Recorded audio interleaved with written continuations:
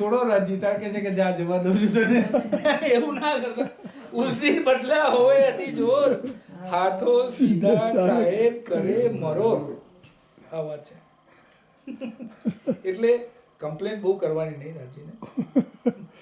સદા સત્સુખના દાતા છે, જે આવે જીવનમાં એને પ્રસાદી સમજીને ગ્રહણ કરવાની. મેં હમણાં જ એક દાખલો આપ્યો છેલ્લી એટલી વાત ચર્ચા પૂરી કરી. મેં એક દાખલો પણ આપ્યો જયપુરમાં સુંદરલાલ. મેં કહ્યું કે જ્યારે હું છે ને પહેલાંમાં હતો ટ્રોમામાં, ત્યારે મને થોડી ડિપ્રેશનની અસર આવી હતી.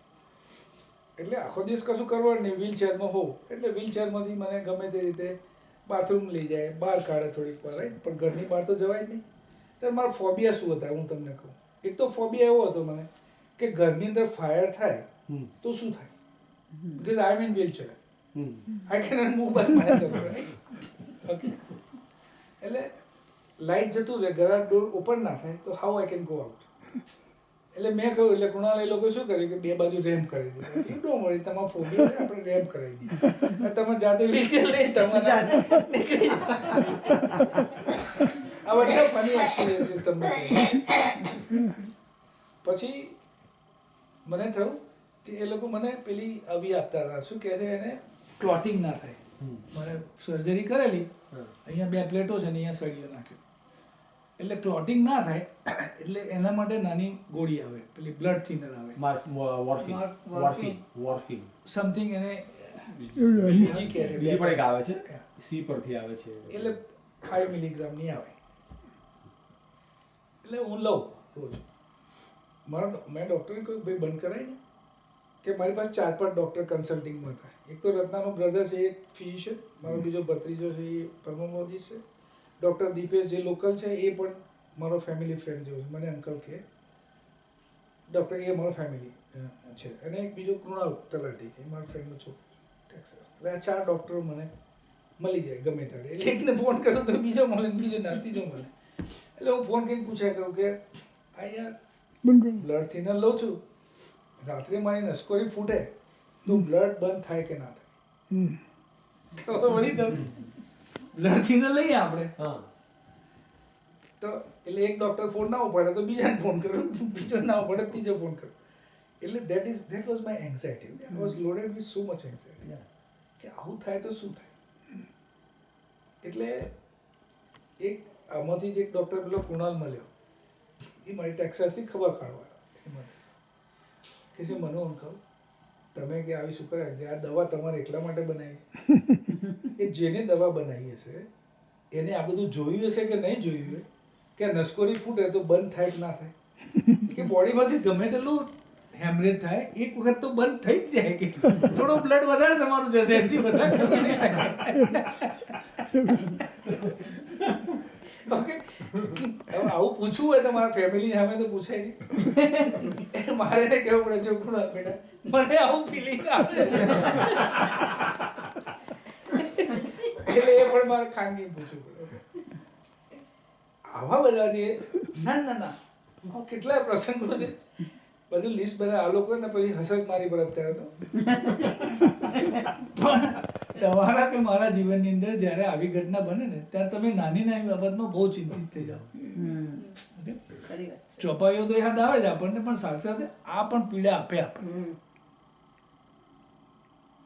અને એવી પીડા આપે કે ગંભીર પ્રકારની આપે. When you are depressed or in a like a traumatic situation you over worry, you are exaggerating your situation કે ભાઈ આ ફ્યુચર ઇવેન્ટ બન્યો નથી પણ બનશે તો શું થશે. મેં ડૉક્ટરને 70 વખત પૂછ્યું કે હું વ્હીલચેરમાંથી ઊભો થઈ શકું કે ના ઊભો થઈ શકું, કે મારાથી વ્હીલચેર છૂટશે કે નહીં છૂટે.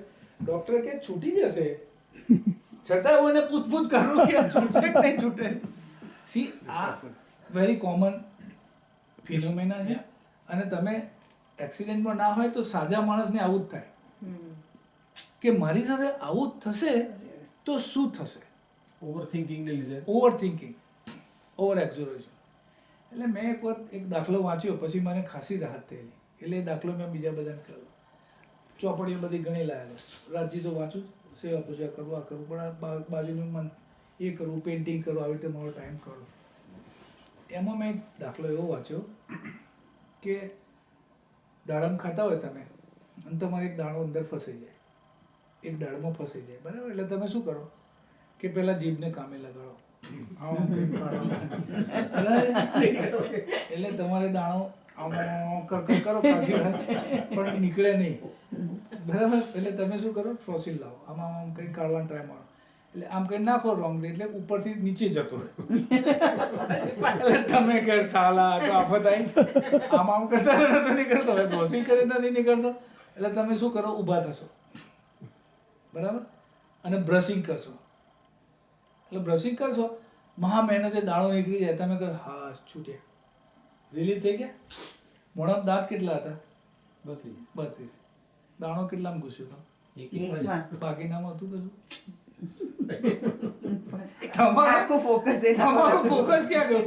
મેં કહ્યું સાલા મનુ તારો એક જ પગ ભાગ્યો છે, આ નથી ભાગ્યો, આ નથી ભાગ્યો, આ નથી ભાગ્યો, આ નથી ભાગ્યો, શું કરવા આટલી બધી મગજમારી? હું મારો પર્સનલ એક્સપિરિયન્સ કહું છું. અને મેં ઊભા થઈને એક ભાઈને કહ્યું, એને ફ્રેક્ચર થયું, મને કહે છે કે મને બહુ રિલીફ થઈ ગયો કે તમે કહ્યું કે મારે બીજો પગ ભાગ્યો, સારું થયું. જયપુરમાં કે છે કે સાલા બે તૂટ્યા તો શું કરવાનું? અરે મને મારા ઓર્થોપેડિક સર્જને કહ્યું, ત્રીજી સર્જરી કરી એને કે મનુ અંકલ તો અમે તો કહે છે કે લકી જો કે આવી ટ્રોમેટિક એક્સિડન્ટની અંદર શું થાય ખબર ના પડે, કે આખી જિંદગી લોકોને કે ખાટલો આવે, તમને તો ખાલી એક જ પગે થયો છે, અને મારે છેલ્લી સર્જરી કરીને સ્ક્રૂ કાઢી આપવાનું, બીજું કશું કરવાનું નથી. એટલે કહેવાનો મિનિંગ શું છે કે જીવનમાં એક જગ્યાએ ઘટના દુઃખદ બને તો આખું જીવન દુઃખમય ના બનવું જોઈએ. દાડમનો દાણો એક દાંતમાં ઘૂસે તો વિચારવાનું કે 31 તો બરાબર છે ભાઈ. કેટલા પર્સન્ટેજ થયા? હા, આખી જિંદગી આપણી 65 વર્ષની છે. મેં રાજીને કહ્યું, રાજી તમે યાર 65 વર્ષ સુધી આપણને 64 વર્ષના આટલા વર્ષ મહિના ઉદ તો બરાબર રાખ્યા છે, હવે તમને શું કમ્પ્લેન કરવું યાર? તમે એક વર્ષ આ દુઃખ આપ્યું છે તો આપ્યું છે, અને રેણુકા ગઈ છે પરમધામ તમે લઈ ગયા છે, એવું તો તમે મને સમજાવી દીધું 70 વખત, રાઈટ? પછી મારે કોના માટે રોવાનું છે આટલું બધું દુઃખ આવે છે? પછી અંદરથી જવાબ આવે કે તું પોતે જ બુદ્ધિ વગરનો છે, એટલે કે આવું થાય. એમાં મારું કશું ઇનપુટ નથી, મારે કઈ લેવા દેવા નથી, તું જ બુદ્ધિ વગરનો છે. તારું થિંકિંગ જ એવું બુદ્ધિ માથે ઊભો થાય, હું તો તારા માથે ઊભો છું. એ સુખ શબ્દાતીત કે ક્યો કર આવે જુબાન પાલે છે બુઢાપે મેરે સિર પર કરે જુબાન. મેં તો તને કહી દીધું છે, તું અમનતો નથી, શું કરું? આ મારા જીવનની ઘટનાઓ મેં તમને કહી. એવા તો નાના પ્રસંગ એવા બધા છે, તમે હસે હસીને લોટપોટ થશો, તમને થશે ખરેખર ચાલુ આવું આપણને થાય છે કોઈક વખત. તમે પેલી સિક્રેટ બુક વાંચી છે રોન્ડા બાયન્સની સિક્રેટ? રોન્ડાની પેલી વાંચેલી છે મેં, પેલી આવી હતી પેલી જે શરૂઆતમાં છે ને, તમારે આટલું આટલું છે, તમે સુખી છો ને બધું. હા, ધ સિક્રેટ્સ. એ એના પછી મેજિક, ધ પાવર અને ધ મેજિક છે. The magic talks about gratitude. એ gratitude is what I teach my kid. ઉલ્પાના બધાને કે રાજ્યને જે પણ હોય તેમાં થેન્ક યુ. બરાબર, આજે તમારી મહેર છે, એ તમારી મહેર છે. આજે સવારે આંખ ખુલી રહી તમારી મહેર છે ભાઈ. Every day. સાચી વાત છે. હા, એકદમ સાચી વાત છે. કઈ સવારે ઉઠાડતું કોઈ નથી, એ જ ઉઠાડે છે. 11 મિલિયન માણસની આંખ નથી ખુલતી બીજી નથી જ ખુલતી સવારે. પણ એ કરતાં 800 કરોડની જનતામાં આખા વિશ્વની 8 અબજની વસ્તી હશે, એમાંથી તમને મને અક્ષરાતીતનું સુખ મળે છે બેઠા બેઠા. સાચી વાત છે. એ વિચાર આપણે એ કરીએ, ઉડિયા મૂલ અંકુર. राइट? आ सन्मन मूल को मैं तो पाव पल छोड़ो न जाए, अब छलबल मोहे कहा करे, मैं आज थे डियो देख तू निस्बत अपनी मेरी रूह तू आखा खोल, देख तू निस्बत अपनी मेरी रूह तू आखा खोल, ते तारे कानो सुने આ નિસ્બત ના હોય ને તો સુખ મને અત્યારે મળે જ નહીં. આજે બેસવાના મળે આપણને આ સુખ જ ના મળે. એક વર્ષની અંદર જે આમ રિકવરી જે થઈ છે ને મિનિંગફુલ, ફિઝિકલ તો થઈ જ, ઇમોશનલ પણ થઈ, અને આપણે કમ્પ્લીટલી એ ડાર્ક ટનલમાંથી બહાર આવ્યા, એ બહુ મજાની વાત છે. જે સાયકોલોજીસ્ટ તો મને ત્યાં લેસન આપવા આવતા હતા ને અહીંયા આગળ, મારા રિહાબ સેન્ટરમાં સાયકોલોજિસ્ટ આવે અને ટ્રોમેટિક જે સિચ્યુએશન થયું એને એ લોકો આપે, CBT કે એને બિહેવિયરલ થેરાપી. એ બિહેવિયરલ થેરાપી આપવા આવે. પછી 2-4 દાડા આવી, એનું નામ હતું ડૉક્ટર બ્લેકબર્ડ, ડોસી હતી 65 વર્ષ. મને કે મને તો તારા કંઈ જરૂર જ લાગતી નથી. મેં કીધું તારું એસેસમેન્ટ સાચી વાત છે કે મને તારી જરૂર ના, તું રહેવા દે. પણ મને કહે છે કે તું મારા પાસે શું શીખ્યો મને ખબર નથી, પણ હું તારી પાસેથી લખવાનું શીખી છું. એનો વિડીયો જ મારી પાસે કે I am really blessed that can I be with the Manu. અને જેલમાં પણ જે મને મળ્યો એ સાયકાટ્રિક હતો. ત્યાં આ લોકોને પેશન્ટ, જે જેલર હોય ને ત્યાં પેશન્ટને રાખે, જેલવાળાને રાખે. મને કે મારે તારી પાસે આવીને રોજ 1 કલાક બેસવું પડશે, કે મારે એપોઇન્ટમેન્ટ નથી હોતી, પણ કે મારે તારી પાસે આવીને એપોઇન્ટમેન્ટ નહીં હોય તો તારી પાસે આવીને બેસજે, મને મજા આવશે, તને મજા આવશે.